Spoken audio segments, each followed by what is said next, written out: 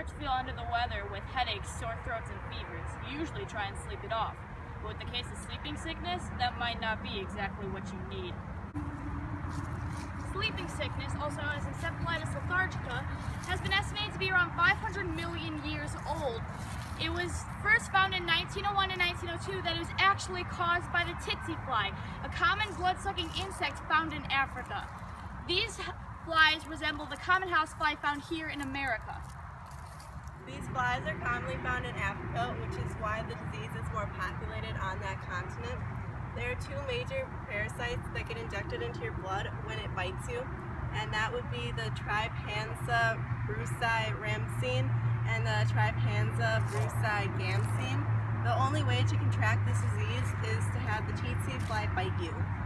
The symptoms of this disease are swollen lymph nodes, extreme headaches, extreme fatigue, tiredness, high fever, sore throat, irritability, and tremors, as well as severe aching muscles and joints can be common.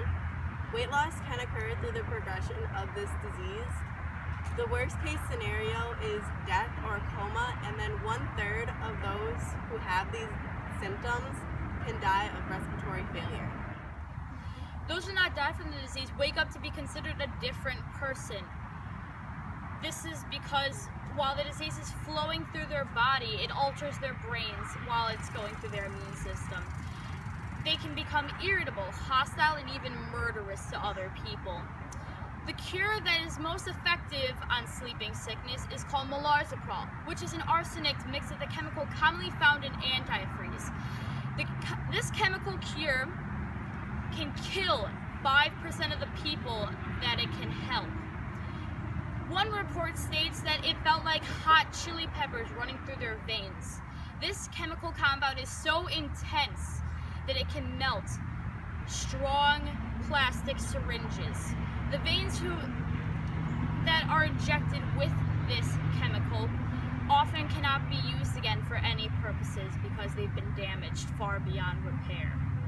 Go. The first written record of this disease was in 1373 when King Daitai II, ruler of Mali, came down with this disease and died. There's records that show that sleeping sickness was not very popular in the early African tribes due to how spread out and how little they communicated with each other. It didn't rise in population until 1889 to 1898, when many of the animals that the tsetse flies fed off of died due to natural disasters. The tsetse flies also started to die off, but the remaining started to feed on human blood. In the early 19th century, many people moved to Africa unknowing of the harmfulness of the tsetse flies. Due to taxes, many people started to farm on the open land, bringing tsetse flies closer to human populations. Forced labor brought new roads and railroads, which ensured that the disease would spread faster than it did before. This change in the economical state broke down tribal wars, as well as the established ecosystem and tribal system that were established long ago. Downriver of a tsetse habitat, there was being built a Belgian missionary. In 1896, it had to be taken down for 100 out of their 1,000 students being killed every year. Only a few short years after the building was built. During the slave trade, many of the slaves were discovered having nodes on their throats, a common symptom for sleeping sickness. But a lot of them were covered up, so they could still be sold as healthy, spreading the disease to other places it normally wouldn't be able to reach. It is also found that it is more common in some areas of Africa than AIDS, due to the Civil War bringing back the tsetse flies. Sleeping sickness is a disease that mainly impacts those in Africa, but can impact those outside of this continent.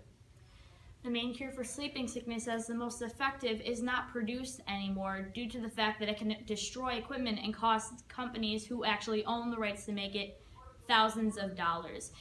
It is mainly used in removing facial hair from any type of skin, and it is very costly to make. The reason that they don't even want to consider making it to cure sleeping sickness is because they would not gain anything for people who make less than $1 a day.